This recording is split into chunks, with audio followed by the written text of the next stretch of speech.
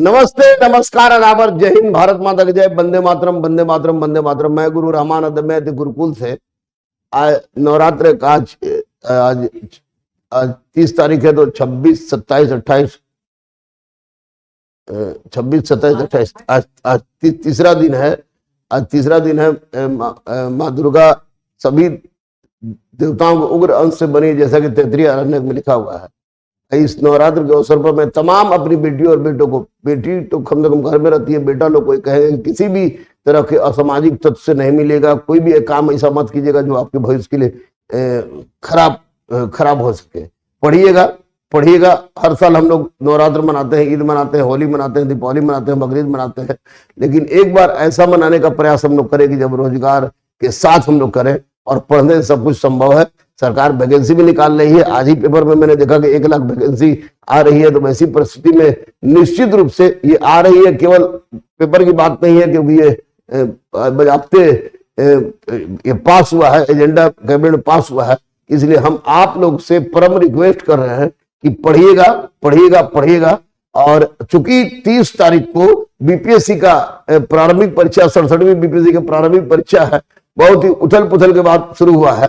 इसलिए 30 तारीख को जो बीपीएससी की परीक्षा होने के कारण आज बीपीएससी का ग्रैंड फिनाले आज ही कर दिया गया है, कि कल बच्चे चले जाएंगे, बहुत दूर दूर भी सेंटर है। पढ़िएगा बेटा, पढ़िएगा। हमेशा देश के लिए सोचिए, देश के लिए रहिए और देश के बारे में कीजिए। स्वयं के प्रति, परिवार के प्रति, समाज के प्रति, राष्ट्र के प्रति किया गया कार्य, चारों कार्य जो है हमें निश्चित रूप से हमें एक योग्य नागरिक बनाता है, सच्चा नागरिक बनाता है। और भारत तो हमारी माँ है, इसकी सेवा करना हम लोग का धर्म है। तो आज उसी कारण बस आज टेस्ट पहले हुआ दरवा का, और राजा का बीपीएससी का टेस्ट है। बीपीएससी का टेस्ट खत्म हो जाएगा, बीपीएससी का परीक्षा खत्म हो जाएगा, तो फिर मैं आगे डेली कुछ ना कुछ आप लोगों के सामने करूंगा जब तक छुट्टी रहता है। लेकिन किसी भी आदमी से मत मिलेगा, असामाजिक आदमी से मत मिलेगा, क्योंकि अर्थ में शामिल सब लोग दिल से नहीं रोते हैं। कोई ना कोई केस में फंसा देंगे, नफरा में फंस जाएगा। इसलिए केवल पढ़िएगा। देखिए, प्राचीन कालीन भारत में हुई वैज्ञानिक प्रगति के संदर्भ में निम्नलिखित में कौन से कथन सही हैं? प्रथम शती ईस्वी में विभिन्न प्रकार के विशिष्ट शल्य औजारों का उपयोग आम था। सही है। तीसरी सदी ईस्वी के प्रारंभ में मानव शरीर के आंतरिक अंगों का प्रत्यारोपण शुरू हो गया था। ये गलत है। 5वीं सदी ईस्वी में कोण के ज्या तीन का सिद्धांत ज्ञात था। सही है। 7वीं सदी ईस्वी में चक्री चतुर्भुज का सिद्धांत ज्ञात था, यानी कि 1 3 4। हड़प्पा सभ्यता के लोग सामाजिक वर्ग में विभक्त थे: विद्वान, योद्धा, व्यापारी, श्रमिक। ये वैदिक काल में राजा, पुरोहित, सैनिक, शूद्र, इसका कोई स्तर नहीं है। ये शिकारी, पुजारी, किसान, क्षत्रिय, इसका भी नहीं है। विद्वान, योद्धा, व्यापारी, श्रमिक। वैदिक ग्रंथ में प्रसिद्ध भाष्यकार सायणाचार्य किस काल में सक्रिय थे? सायणाचार्य माधवाचार्य के भाई थे, विजयनगर साम्राज्य के थे। और जितने भी वेद हैं, ऋग्वेद, सामवेद, यजुर्वेद, अथर्ववेद, सभी वेद और वेद के शाखाओं पर टीका, सबसे ऑथेंटिक टीका लिखा है सायण ने। सायणाचार्य विजयनगर साम्राज्य के। निम्नलिखित कथन पर को पढ़िए।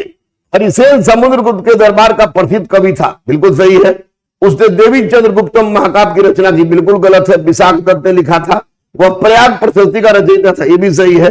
यानी 1 और 3 सही है। 1 और 3 सही है। बिंदुसार किस संप्रदाय को आश्रय दिया था? बिंदुसार ने आजीवक संप्रदाय को। सरखेज एवं बयाना मुगल काल में किस फसल के बाहुल्य के लिए प्रसिद्ध हैं? कपास, पान के पत्ते, पोस्त, नील के लिए, इंडिगो, नील। निम्नलिखित में किस दिल्ली का सुल्तान ने राज द्वारा वैतनिक एक विशाल अस्थायी सेना का निर्माण किया था? ये थे अलाउद्दीन खिलजी था।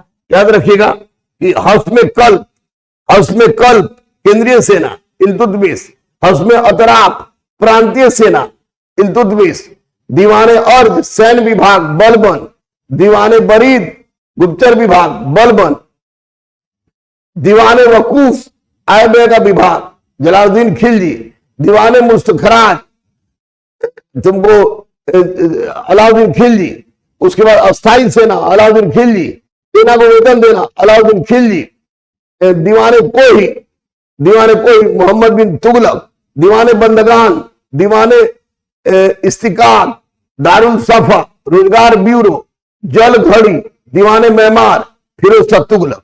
तो इसमें आपको हो जाएगा अलाउद्दीन खिलजी। नेक्स्ट, वह रोमन सम्राट अगस्टस की भांति सावधान था कि वह दूसरों की तरह शक्तिशाली न लगे और दूसरों के स्तर से अधिक न लगे। यह बकलोलवा का है, बहलोल लोधी। 1785 से 82 के प्रथम आंग्ल मराठा युद्ध निम्न में से कौन सा एक परिणाम था? ब्रिटिश युद्ध जीत गए, मराठा युद्ध जीत गए, किसी भी एक पक्ष की जीत नहीं हुई।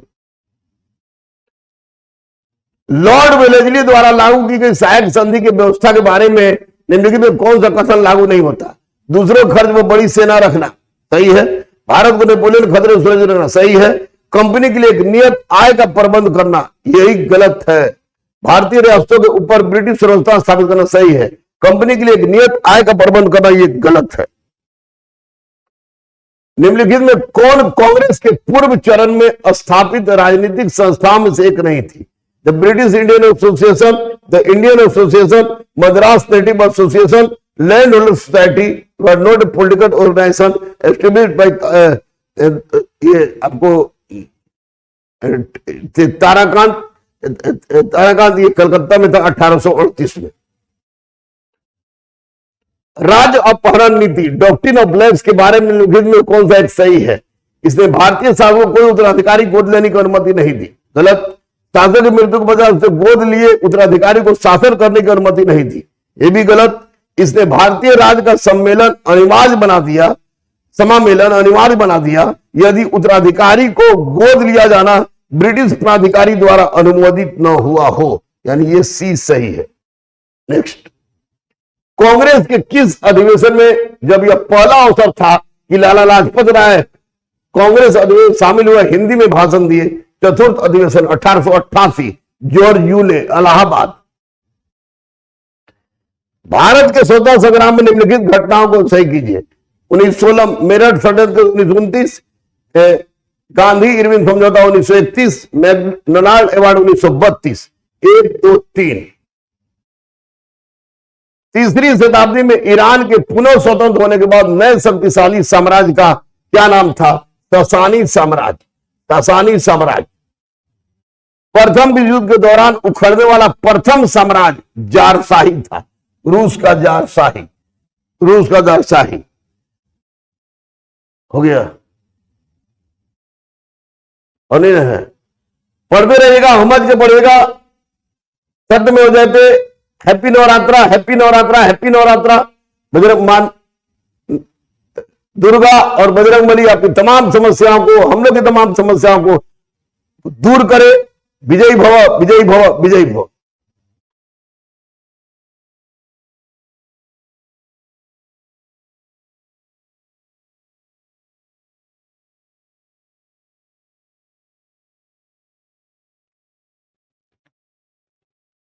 गुड मॉर्निंग डियर स्टूडेंट्स, आप सभी लोगों का स्वागत करते हैं। और आज एक नई जिम्मेदारी दी गई है। पहले ज्योग्राफी वाले सर नहीं है, इसलिए ज्योग्राफी का भी क्वेश्चन कुछ जो है उसको मुझे देखना है। उम्मीद करते हैं कि आप लोग स्वस्थ होंगे और छुट्टी पर आज के टेस्ट के बाद आप लोग चले जाएंगे, फिर पुनः आप लोग पढ़ाई लिखाई से जुड़ जाइएगा।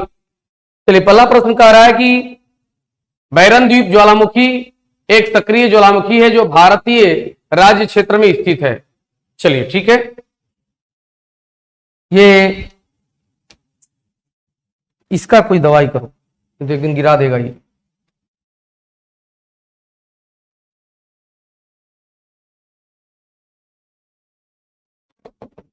यहां पर बृहद निकोबार पर बैरन द्वीप है, ए राइट आंसर है।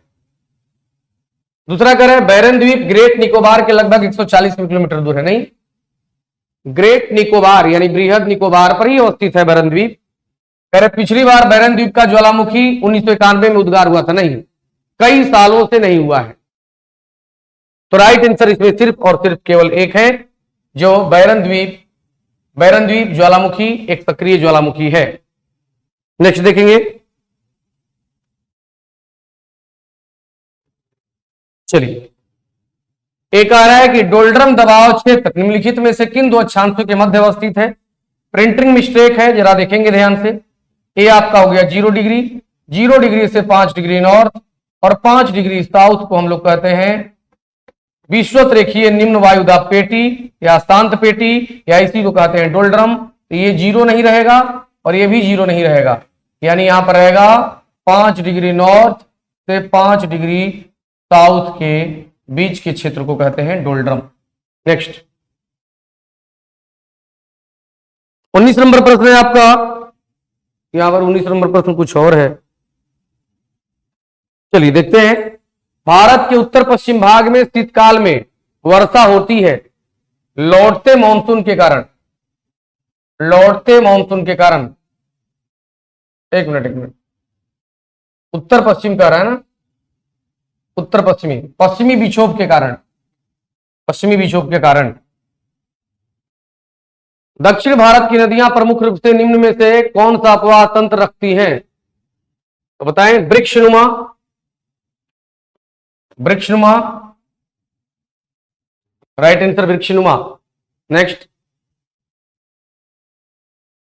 कह रहे हैं निम्न सूची को सूची 1 से 2 को मिलाइए। तो जबलपुर नर्मदा नदी, लाहौर रावी नदी, पेरिस सीन नदी, लंदन टेम्स नदी, यानी 2 3 4 1, 2 3 4 1, राइट आंसर ए 2 3 4 1।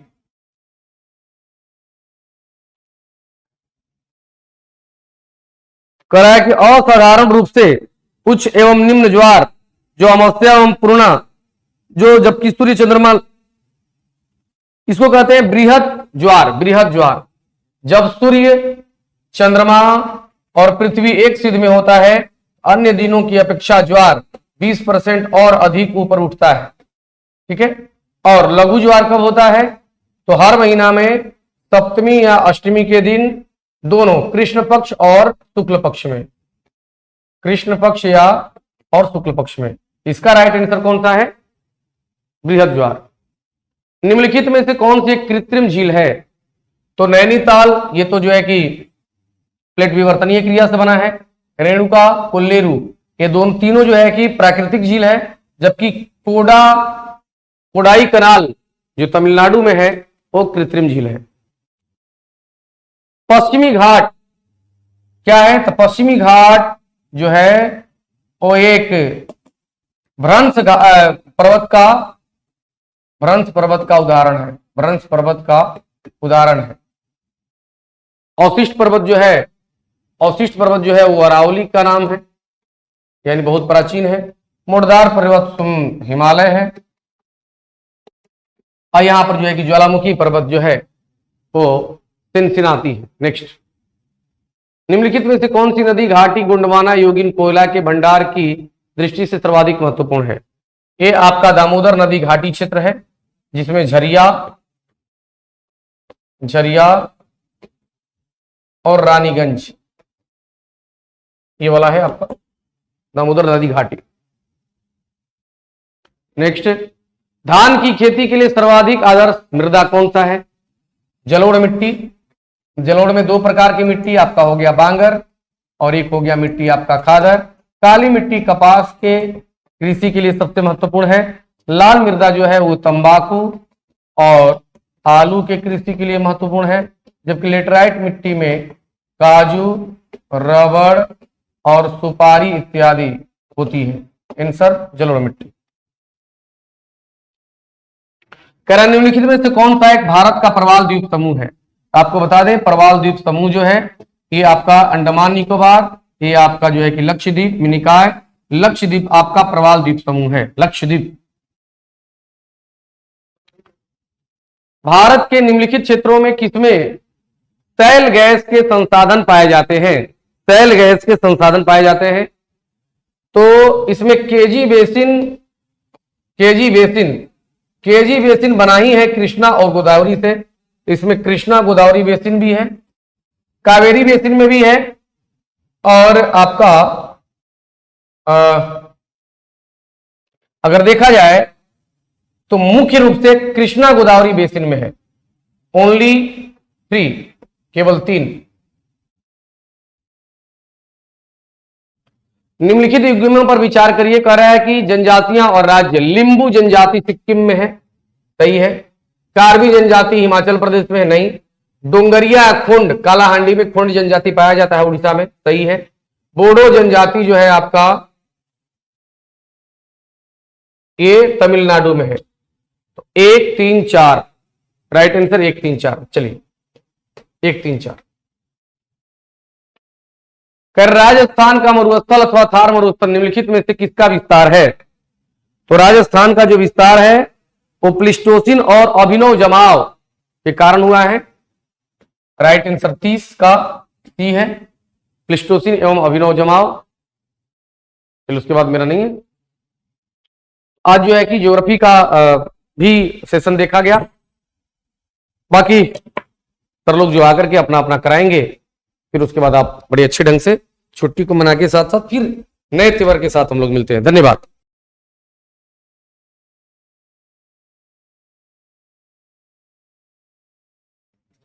चलिए नमस्कार दोस्तों, आप लोग सब बना लिए होंगे, आप करेक्शन कर लीजिए।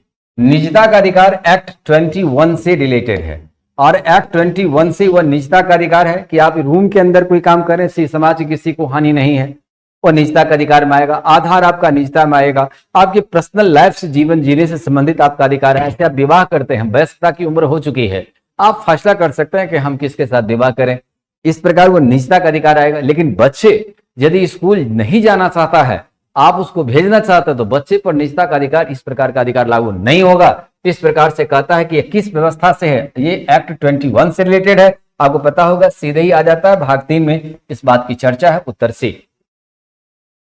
धन विधेयक के संबंध में निम्नलिखित में कौन सा सही नहीं है? किसी बिल विधेयक को धन विधेयक माना जाएगा जब उसमें किसी भी अधिरोपण, उन्मूलन, माफी, परिवर्तन, विनिमय माना जाएगा। धन विधेयक भारत संचित निधि अभिरक्षा बंद होते हैं। धन विधेयक आकस्मिक निधि के धन वियोजन से संबंधित होता है, यह नहीं होगा, इसलिए उत्तर सी।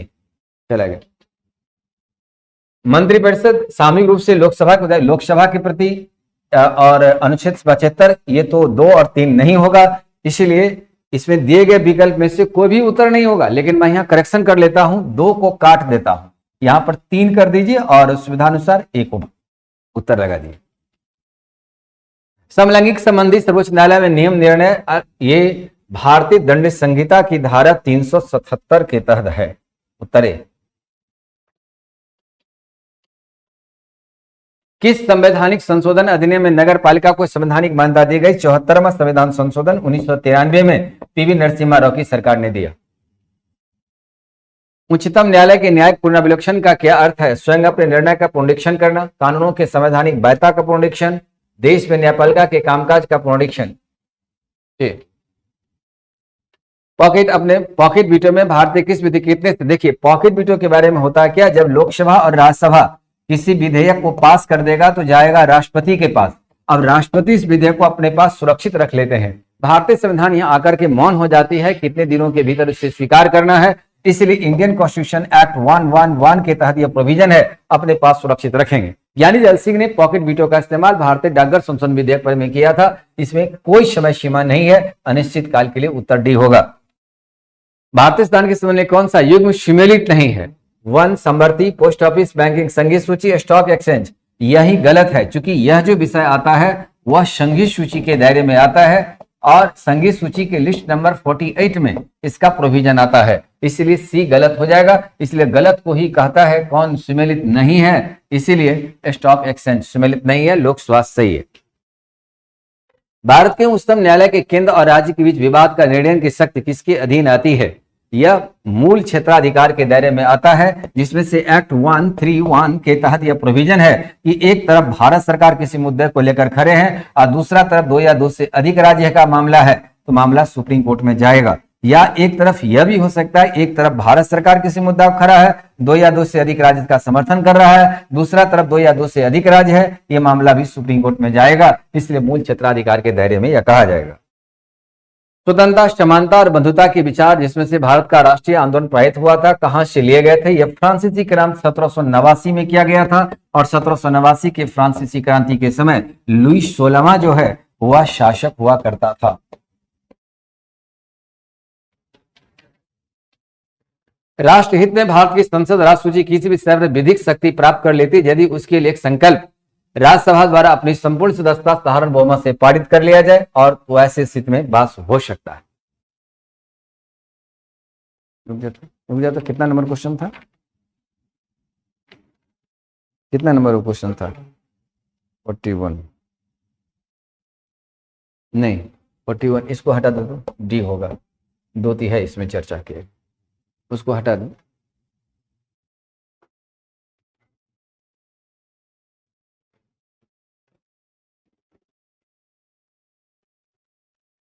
चलो, के संथानम सतर्कता की अनुशंसा की गई थी के संथानम समिति की सिफारिश पर। संविधान का पांडुलेखन समिति लिखित में कौन सदस्य नहीं था? जवाहरलाल नेहरू जी सदस्य नहीं थे।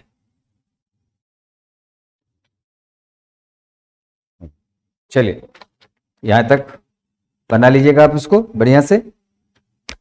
फिर अब दूसरा दिन, दुर्गा पूजा की ढेर सारी शुभकामनाएं। अगला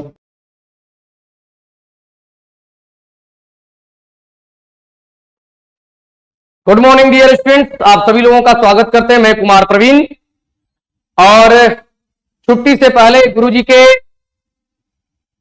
आशीर्वाद से आज ये टेस्ट का जो ऑर्गेनाइजेशन हुआ है वो निश्चित तौर पर आप लोगों के लिए बेहतर साबित होगा और आपकी सफलता को सुनिश्चित करने में एक धारदार हथियार के रूप में जो है कि प्रयुक्त हो सकता है।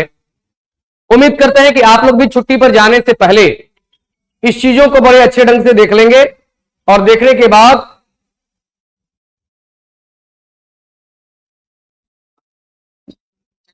जी सर, हाँ सर हो गया है 2 कुछ,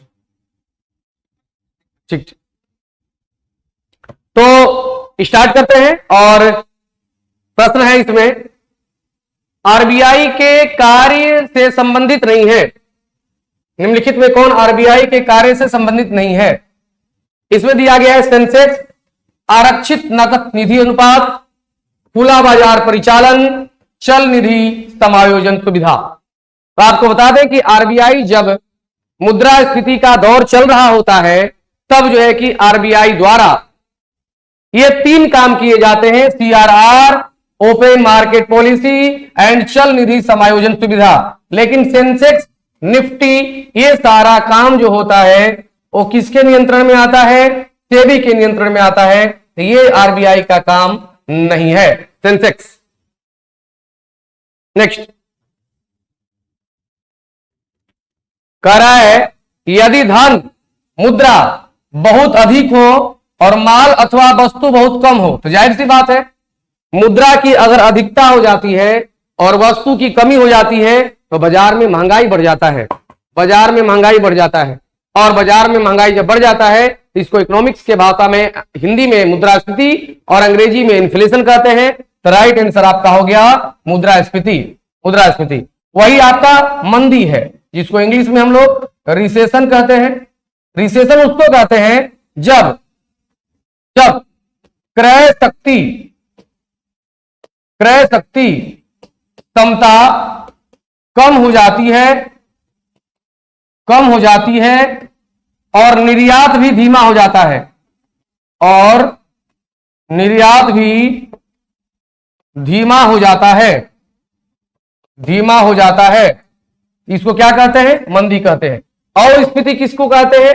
तो मुद्रास्फीति का उल्टा जो है कि होता है मुद्रा अस्फीति, जिसको हम लोग कहते हैं मुद्रा संकुचन भी, यानी डिफ्लेशन, अंग्रेजी में डिफ्लेशन कहते हैं। नेक्स्ट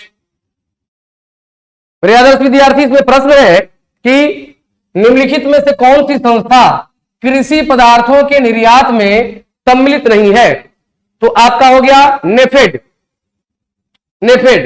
जिसको हम लोग कहते हैं agriculture cooperative marketing federation of India. Agriculture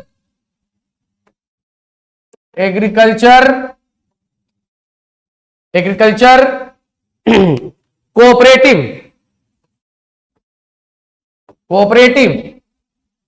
marketing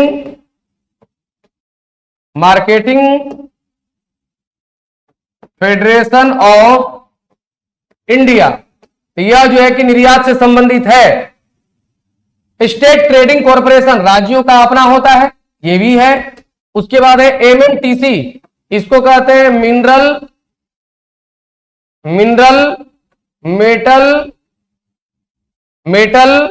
trading corporation, ये तीनों निर्यात से संबंधित। लेकिन इफको नहीं है, क्योंकि इफको का स्थापना जो हुआ था वो Indian farmers federation cooperative limited, Indian farmers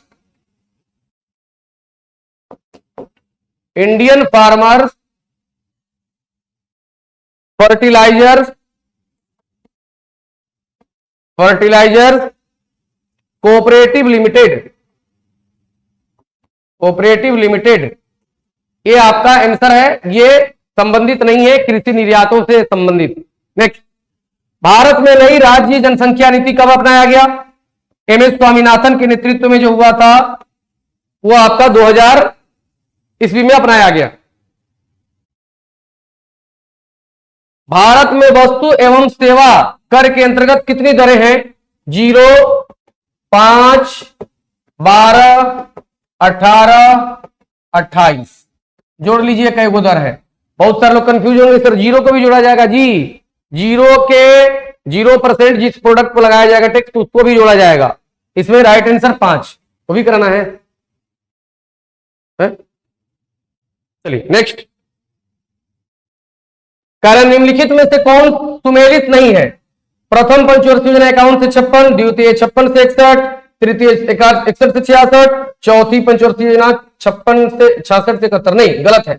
यही मतलब सुमेलित नहीं है। राइट आंसर डी होगा, क्योंकि चौथी पंचवर्षीय योजना का 1969 से लेकर 74 तक राइट आंसर है। नेक्स्ट, कारण निम्नलिखित में से कौन सा महाराष्ट्र की सूची में नहीं आता है? ये थोड़ा सा प्रश्न गलत है, एक प्रश्न और जोड़ देंगे। Known of this, right answer, क्योंकि इसमें चारों है। कोल इंडिया लिमिटेड है, सेल यानी भारत इस्पात प्राधिकरण, स्टील अथॉरिटी इंडिया लिमिटेड है, ये है। हिंदुस्तान पेट्रोलियम कॉर्पोरेशन लिमिटेड है, भारत हैवी इलेक्ट्रिकल्स लिमिटेड, सब है। इसमें नॉन ऑफ दिस जोड़ देंगे, जैसा होगा बताना। ठीक है मेरे सभी आदर्श विद्यार्थी, आप सभी लोगों को दशहरा की हार्दिक शुभकामनाएं, और उम्मीद करते हैं कि छुट्टी में भी आप अपने पढ़ाई को जारी रखेंगे, क्योंकि छुट्टी में भी संस्था हम लोग गुरुजी के नेतृत्व में कुछ न कुछ आप लोगों के लिए एक्स्ट्रा करते रहते हैं। तो एक बार पुनः आप सभी लोगों को दशहरा की बहुत बहुत शुभकामनाएं।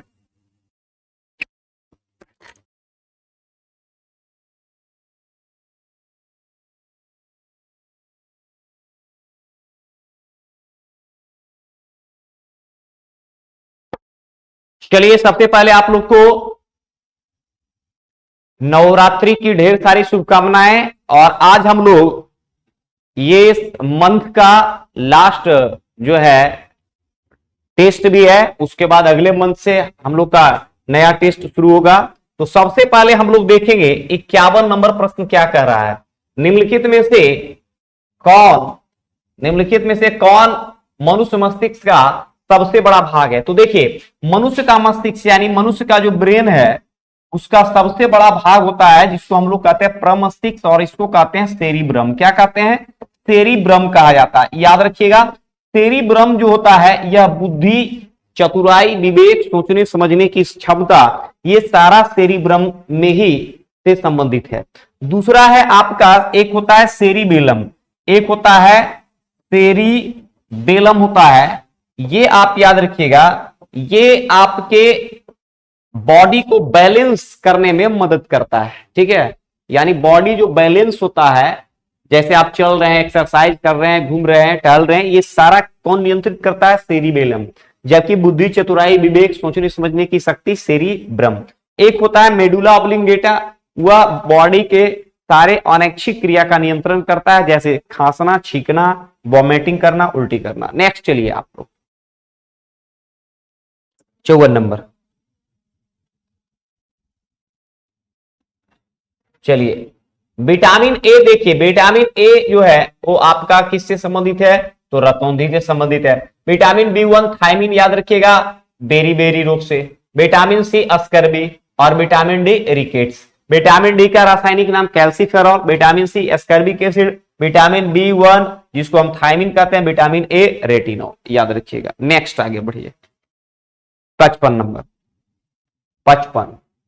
चलिए इनमें से कौन एक सांकेतिक संबंध लाइकेन से, देखिए लाइकेन का निर्माण जो होता है एल्गी और फंगस से होता है, यानी शैवाल और कवक से होता है, इस चीज को आप याद रखिएगा। और लाइकेन को बहुत बार बताएं कि SO2 का सूचक कहते हैं, वायु प्रदूषक का सूचक कहते हैं, इस चीज को याद रखिएगा। एल्गी अगर पूछा जाएगा तो एल्गी का अध्ययन क्या कहलाता है, एल्गी का अध्ययन फाइकोलॉजी कहलाता है। क्या कहलाता है, फाइकोलॉजी कहलाता है। जबकि कवक का अध्ययन क्या कहलाता है, कवक का अध्ययन जो है वो कहलाता है माइकोलॉजी। क्या कहलाता है, माइकोलॉजी कहलाता है, इस चीज को आप याद रखिएगा। ठीक है, आंसर ए।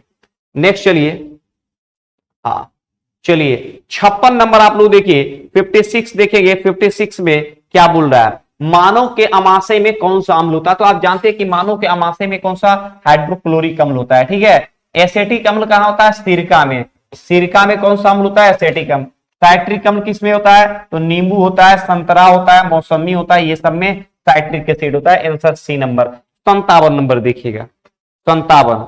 ठीक है, 57 में आप लोग आंसर कीजिए। ठीक है, निम्नलिखित में से किसका शरीर सिर से पूंछ तक खंडित होता है। ठीक है, तो ये एक है वायलिन जाति, जिसको हम लोग एनेलिडा फाइलम कहते हैं, एनेलिडा फाइलम कहते हैं या संघ कहते हैं, इसलिए आंसर हो जाएगा सी नंबर। आंसर क्या होगा, सी। ठीक है, चलिए अब करंट अफेयर्स पे आइए आप लोग। करंट अफेयर्स है क्वेश्चन नंबर, आ जाइए 73। क्वेश्चन नंबर 73 72 देखिए, 72 73 में 72 आइए, 72 73। चलिए 72 नंबर में आप लोग देखिएगा, 72 में क्या कह रहा है। ठीक है, 72 नहीं, उससे ऊपर बढ़िए तो 73 क्या कह रहा है, 73 73।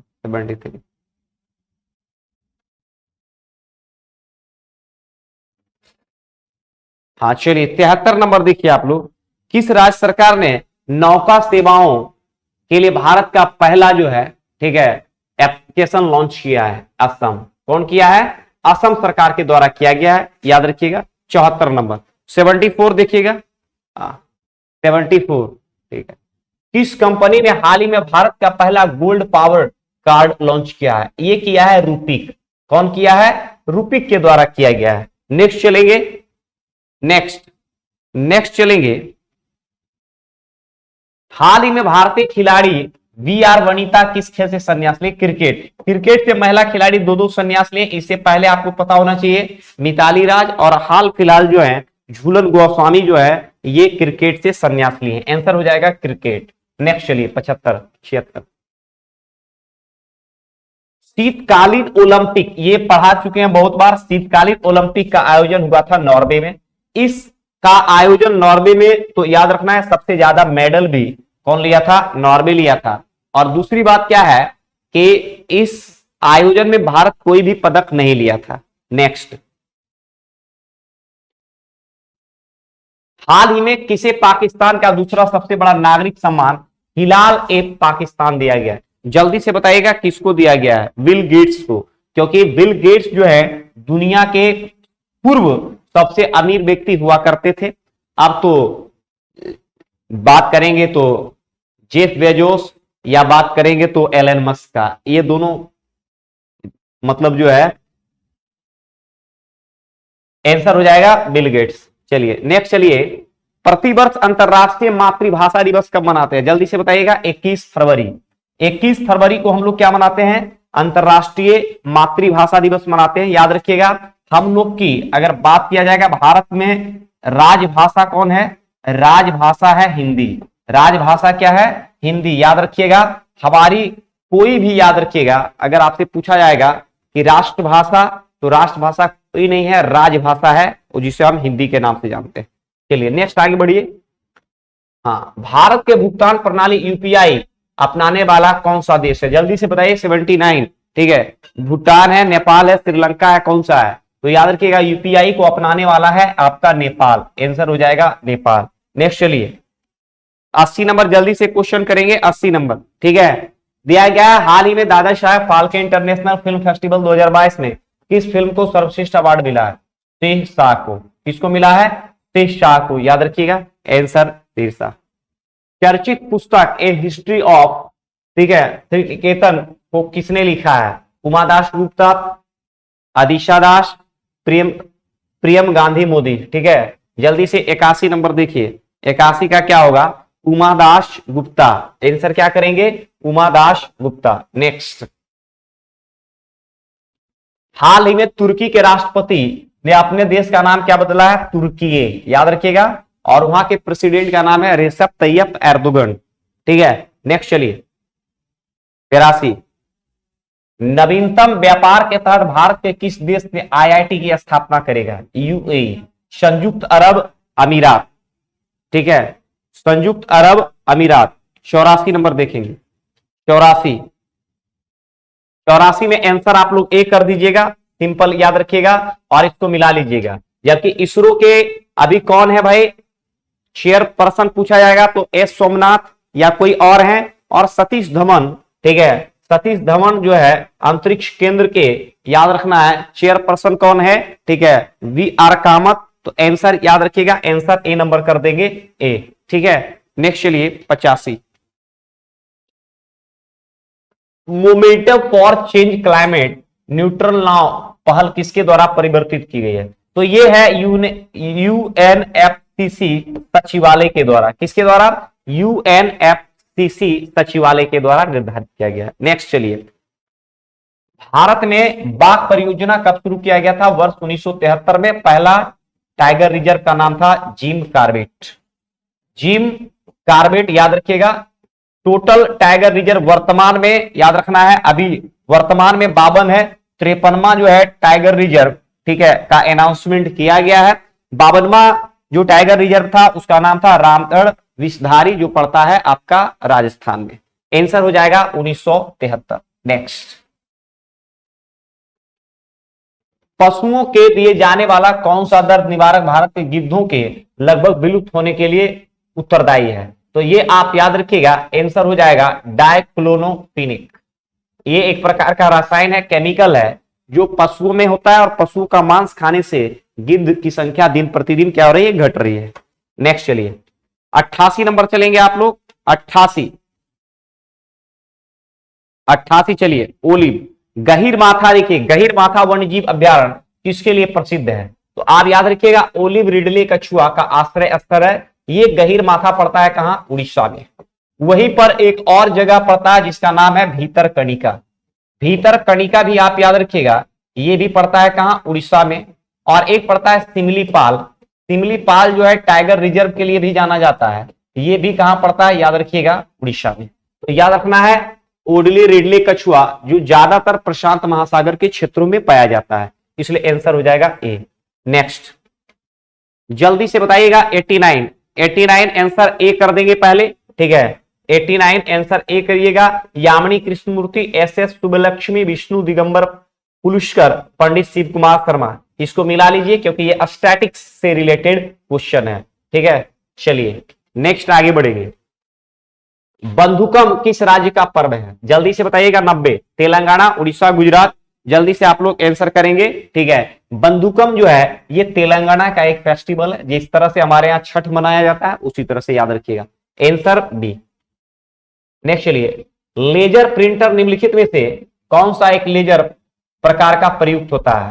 डाय लेजर, अर्धचालक लेजर, गैस लेजर, और एक है उत्तेजदयी लेजर। कौन सा यूज होता है? जल्दी से बताइएगा। तो इसमें प्रयुक्त होता है अर्धचालक लेजर प्रयुक्त होता है। 91 का सी। नेक्स्ट, चलिए आ नहीं रहा है। हाँ, भारत के सुपर कंप्यूटर परम का निर्माण हुआ था, कहां हुआ था जल्दी से बताइएगा, पुणे में। ठीक है, भारत का सुपर कंप्यूटर परम का निर्माण पुणे में। ठीक है, 93 करेंगे आंसर आप लोग। फोर्ड फाउंडेशन की सहायता से निम्नलिखित में से कार्यक्रमों में से कौन सा कार्यक्रम शुरू किया गया है? गहन कृषि विकास कार्यक्रम IADP। नेक्स्ट, किस देश में पहले ग्रेन आधारित एथेनॉल प्लांट का शुभारंभ किया गया है? याद रखिएगा ये जगह है पूर्णिया, आंसर से पूर्णिया। WTO का जो है मंत्री स्तर का सम्मेलन कहां हुआ था? याद रखिएगा जेनेवा, स्विट्जरलैंड। ठीक है, और WTO का स्थापना 1995। नेक्स्ट, चलिए आगे मिलते हैं। और आप लोग का जिस विद्यार्थी का BPSC का पेपर है उसके लिए शुभकामनाएं कि अच्छे से पेपर दीजिए आप लोग। ठीक है, और दारोगा का जो वैकेंसी आने वाला है संभावना, उसके लिए आप लोग शुरू से लगे रहिए। ठीक है, और शुरू से अगर लगे रहेंगे तो जो सफलता है वो जरूर सुनिश्चित हो जाता है, याद रखिएगा। चलिए मिलते हैं, जय हिंद।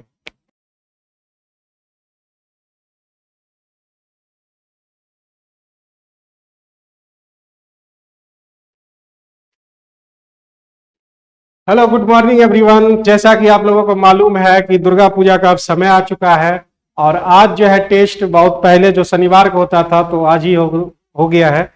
तो चलिए हम 5 क्वेश्चन 5 मिनट 10 मिनट के अंदर इसको खींचने की कोशिश करते हैं। फर्स्ट क्वेश्चन हमारा 96 में है, कह रहा है कि किसी स्कूल में 391 लड़का और 323 लड़कियां हैं, कम से कम कितने क्लास संभव है ताकि प्रत्येक क्लास में लड़के और लड़कियों की संख्या समान। अब चूंकि हमको क्लास की जो संख्या है वो न्यूनतम लानी है, तो न्यूनतम लाने के लिए ग्रुप जो बनाएंगे, लड़का लड़की का जो ग्रुप बनाएंगे वो मैक्सिमम होना चाहिए। एक ग्रुप में मैक्सिमम लड़का, वैसा ही ग्रुप, एक ग्रुप में जितना हम रखेंगे वैसा ही ग्रुप बनना चाहिए। तो उसके लिए हमको जो है SCF निकालना पड़ेगा। SCF सबसे पहले हम निकालेंगे। SCF किसका? तो 391 लड़का का और फिर उसके बाद 323 लड़की का। इसका SCF निकालना है। तो SCF निकालने हमने बहुत बार सिखाया है बहुत सारे बच्चों को जो LCM SCF चैप्टर में, कि आप सबसे पहले आप इसका डिफरेंस ले लीजिए। तो डिफरेंस कितना का? तो इधर 11 3 8 और इधर 6, तो ये हमारा 68 का डिफरेंस है। 68 से अगर ये डिवाइड हो रहा है दोनों, यानी जितने नंबर्स रहेंगे 2 4 5, अगर ये डिफरेंस है, मिनिमम डिफरेंस से अगर डिवाइड हो जा रहा है तो वही SCF होता है। अगर नहीं हो रहा है तो उसका कोई फैक्टर निकालना पड़ेगा। जैसे हम 17 गुने 4 लिख सकते हैं। तो 17 एक ऐसा नंबर है, वो मैक्सिमम नंबर है जो इसको भी डिवाइड कर रहा है और इसको भी। तो इस क्वेश्चन का SCF हमको जो है मिला 17। SCF हमारा 17 मिला। लेकिन अब यहाँ पे क्वेश्चन क्या कह रहा है कि 17 का जो आप ग्रुप बनाइएगा इस तरह से, एक ग्रुप में 17, तो ऐसे कितने क्लास संभव होंगे? एक क्लास में 17 स्टूडेंट मैक्सिमम रखना है, तो आप जो है ऐसे कितने क्लास संभव है, वो न्यूनतम इसे कितने कम से कम क्लास, तो नंबर ऑफ क्लास निकालना है। तो आप 391 को 17 से डिवाइड कर दीजिए, फिर 323 को 17 से डिवाइड कर दीजिए। इतना हम करेंगे, अलग अलग करने की जरूरत नहीं है, आप ये दोनों को ऐड कर लीजिए और डायरेक्ट 17 से डिवाइड कर दीजिए। तो हमारा कितना हो जाता है? 3 1 4 9 2 11 3 3 6 1 7। अब 17 से हम इसको डिवाइड कर देते हैं। 17 चौका 68, बच गए हमारे पास 3, 17 दूने 34, यानी 42 क्लास कम से कम आपके संभव है एक क्लास में मैक्सिमम स्टूडेंट रखने के बाद। तो ये हमारा क्वेश्चन था और बढ़ते अगले क्वेश्चन की ओर। अगला क्वेश्चन हमारा है 97 नंबर क्वेश्चन। बहुत ही सिंपल क्वेश्चन है। अगर आप इसको बेसिक से लगाना चाहे तो आप किस तरह से लगा सकते हैं? A प्लस बी प्लस सी का, A प्लस बी प्लस सी अगर कहेंगे तो 45 गुने 3, 45 गुने 3 हमारा 135 होता है, 135 हो जाएगा हमारा। ठीक है, A और B का औसत हमारा सम कितना आएगा? A प्लस बी का आ जाएगा हमारा 40, तो 40 दोने हो गया हमारा 80। फिर B और C का कितना आएगा? तो B और C ले लेते हैं 43 43, तो 43 गुना 2 तो हमारा हो गया 86। अभी दोनों को अगर हम ऐड कर लेते हैं तो हमारा क्या बनता है, ए बी और सी, और एक्स्ट्रा में हमको एक और बी मिलता है।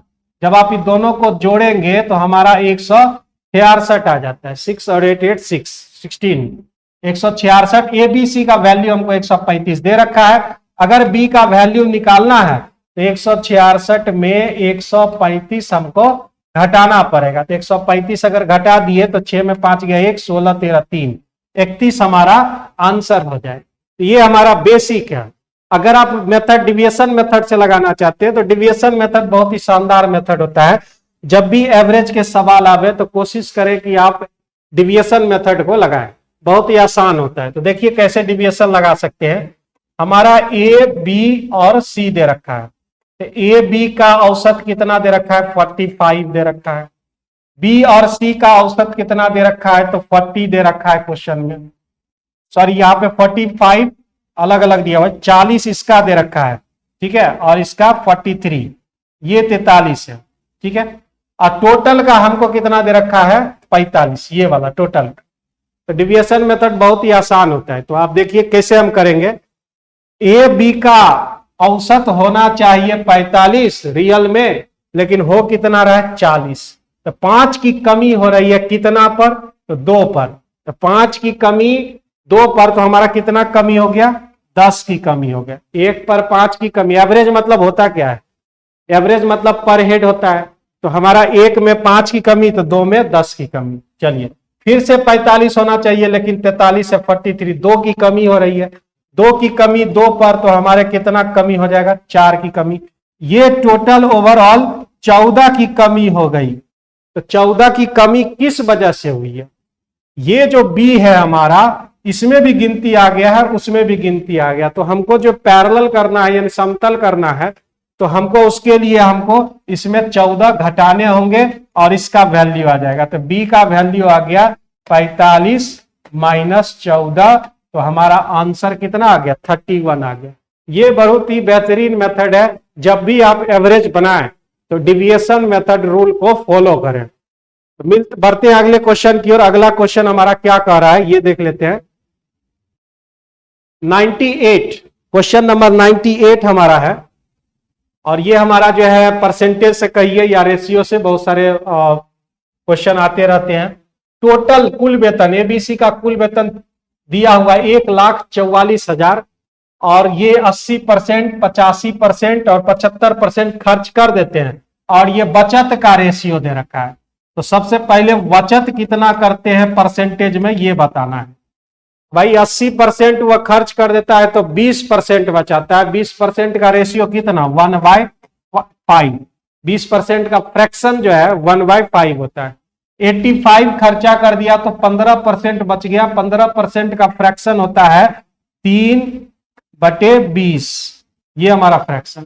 75% खर्चा कर दिया तो 25% बचाया। 25% का फ्रैक्शन 1/4, और इसका रेशियो दे रखा कितना, 8, फिर उसके बाद 9, फिर उसके बाद 20, ये दे रखा है। अब हम क्या निकालते हैं कि हमको जो कितना इनकम है उसका रेशियो निकाल लेते हैं, इनकम का रेशियो। तो 8×5 = 40, यहां 3 से काटिए इसको तो 20, तो यहीं 60 हो जाएगा, यहां हमारा 80 हो जाएगा। तो ये जो रेशियो है हमारा 40, 60 और 80 का रेशियो, वो इनकम का रेशियो है। और टोटल इनकम उसका कितना है, 1,44,000। तो आप जोड़ लीजिए 100, 180। तो भाई साहब 180 में हमारा कितना हो गया, 1,44,000। 3 0 हो गए, 1 0 हमारा कैंसिल। 18 से 8 बार में हमने कैंसिल कर दिया। 1 में 800 वैल्यू आया, तो हमारा क्या निकालने का है, सी का वेतन। सी का वेतन कितना है, 80। 80 आप निकाल देंगे तो 80 हमारा 8 64। 64,000 हमारा जो है आंसर हो जाएगा, डी नंबर ऑप्शन। कोई दिक्कत नहीं होनी चाहिए, इस तरह के बहुत सारे सवाल आते जाते रहते हैं। और बढ़ते अगले क्वेश्चन की ओर। 99 नंबर क्वेश्चन, क्वेश्चन नंबर 99, ठीक है। ए और बी मिलके एक काम को 12 दिन में समाप्त कर सकते हैं, 12 दिन में कंप्लीट करता है, जबकि बी और सी 16 दिन में। ठीक है, और कहता है कि इस पर ए ने 5 दिन काम किया और बी ने 7 दिन से सी ने 13 दिन में समाप्त कर लिया। सी अकेला इस कार्य को कितना दिन में करता है? आर.एस. अग्रवाल के बुक में भी ये सवाल मिलेगा, या बहुत सारे जगहों पर अगर सी पूछता है तो 24 दिन आता है, अगर बी पूछता तो 48 दिन आता है। इस तरह बहुत सारे सवाल दिए हुए रहते हैं। तो इसमें हमको करना क्या है, डायग्राम पहले बना लेते हैं। हमारा ए कितना है, ए प्लस बी कितना, ए प्लस बी 12 दिन दे रखा है, बी प्लस सी कितना, बी प्लस सी 16 दिन। तो हमारा एलसीएम कितना 48, टोटल वर्क 48, 12 चौका 48, 16 तिया 48, ये रेशियो आ गया। ए प्लस बी का जो एफिशिएंसी 4, बी प्लस सी का एफिशिएंसी 3। अब क्वेश्चन में देखिए ए ने 5 दिन किया, ए अपना 5 दिन, और कॉम्बिनेशन किसके साथ है, ए का बी के साथ। तो ए अपना 5 दिन बिता लिया बी के साथ, तो बी को 7 दिन करना है, 7 दिन। तो बी अपना 5 दिन समय ए के साथ बिता दिया है, तो बी के पास अब कितना दिन बचा, 2 दिन। तो बी का कॉम्बिनेशन किसके साथ चल रहा है, सी के साथ, तो सी के साथ वह 2 दिन करेगा। अब सी हमारा शेष काम 13 दिन में करता है, तो वो अपना 2 दिन तो जो है बी के साथ बिता दिया। सी अपना 2 दिन बी के साथ बिताया, तो सी अपना अब बचा उसके पास 11 दिन। ठीक है, अब इस डायग्राम से हम रेशियो बना लेंगे अपना। ए प्लस बी 5 दिन कर रहा है 4 की रेट से, तो हमारा 20 यूनिट काम हो गया। बी प्लस सी 2 दिन कर रहा है 3 की रेट से, तो हमारा 6 यूनिट काम हो गया। 26 यूनिट काम हो गए। 26 यूनिट काम हमने घटा दिया, तो बचा कितना, 22 यूनिट काम। 22 यूनिट काम को सी करेगा, कितना दिन में करेगा, तो 11 दिन में करेगा। तो सी का एफिशिएंसी कितना हो जाएगा, 22 बटे 11, 22 है ये, 22 बटे 11, तो एफिशिएंसी कितना निकल गया, 2। सी का एफिशिएंसी 2 है, तो कहता है इस कार्य को सी अकेले कितना दिन में पूरा करेगा। तो टोटल वर्क हमारा कितना, 48। सी का एफिशिएंसी कितना, 2। तो ये टोटल काम हमारा सी जो है 24 दिन में कंप्लीट करेगा। कहीं कोई कंफ्यूजन नहीं होनी चाहिए। एक बार फिर से इसको रिमाइंड करके अपना देख लीजिएगा घर में बैठ के। आगे बढ़ते हैं, अगले क्वेश्चन 100 नंबर क्वेश्चन है। शांत जल में दे रखा है, एक नाव की चाल यहां पर दे रखा है। ठीक है, धारा की दिशा में एक विशेष दूरी तय करने में वो जितना समय लेता है, यानी अगर आप डिटेल से बनाते हैं तो x प्लस वाई। सबसे पहले मैं बता दूं X Y A B C क्या है। x मतलब शांत जल में नाव की चाल, y मतलब हमारा होगा धारा की चाल। ठीक है, y मतलब धारा की चाल। यहां कट रहा है क्या, वहां तो लग रहा है कट रहा है, तो यहां पर हम लिख लेते हैं x मतलब है शांत जल में नाव की चाल, y मतलब धारा की चाल, और a मतलब धारा के साथ, यानी धारा के साथ कहते हैं अनुकूल में या डाउन स्ट्रीम में, और b मतलब हो गया धारा के विपरीत। तो धारा के साथ जा रहा है तो x y जोड़ेंगे हमको। अगर x निकालना है तो x हमारा क्या हो जाता है, a plus B by 2, y हमारा a minus B by 2, a मतलब x प्लस वाई और b मतलब x माइनस वाई। तो धारा के साथ तो दोनों चाल जोड़ देंगे। ये जो जितना समय लेता है धारा के विपरीत, तो धारा के विपरीत x माइनस वाई, धारा के विपरीत उतनी ही दूरी तय करने में 3 गुना समय लेता है। अगर ये 1 घंटा लेगा तो वो कितना लेगा, 3 घंटा लेगा। इस तरह से x और y का रेशियो यहां से प्राप्त कर सकते हो। और नहीं, अगर आप जो है बेहतर तरीके से मैथ पढ़े हुए हैं तो आपको पता होगा कि समय का एक बार योग करते हैं और समय का एक बार अंतर करते हैं तो हमको धारा की चाल और नाव की चाल और धारा की चाल का रेशियो मिल जाता है। 3 गुना समय, यानी हमको एक बार 3 और 1 गुना जोड़ देंगे, एक बार घटा देंगे, हमको मिल जाएगा 4/2। तो रेशियो कितना आ जाएगा, 2:1। अब क्वेश्चन में दे रखा है x का वैल्यू 9 तिहाई 27 1 28/3। तो धारा की चाल पूछ रहा है, 1 में निकालने का रहा है, तो 2 से काटिएगा तो आपको 14/3, और 14/3 को हम लोग क्या लिखते हैं, 4 तिहाई 12 2/3 यानी 4.2/3 किलोमीटर प्रति घंटा हमारा आंसर आ जाएगा। तो यहीं पर हम यहाँ पे ड्रॉप करते हैं। चलिए।